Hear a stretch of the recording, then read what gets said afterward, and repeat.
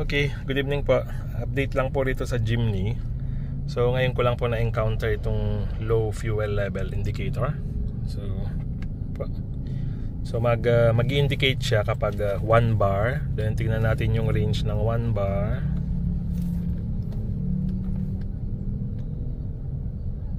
Bakit wala siyang mailagay na range kapag 1 bar na lang. So hindi ko po alam yung reason ng Suzuki kung bakit wala na siyang maipakitang data ng range kapag naka fuel level na siya, low level indication na siya.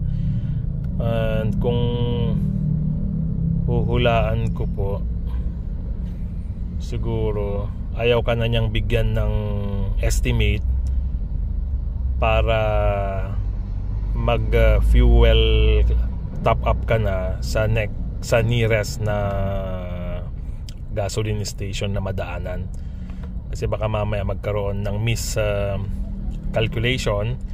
So pwedeng tumirik sa daan or hindi marating yung destination, and worse, walang malapit na gasoline station sa pupuntahan mo dahil lang nagkakaroon ng estimate pa kung ilan pa yung kayang range nung natira. So sa akin is assumption lang po yun.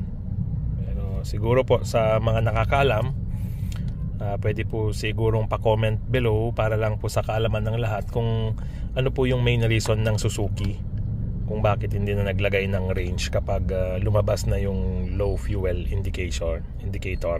Okay? Salamat po.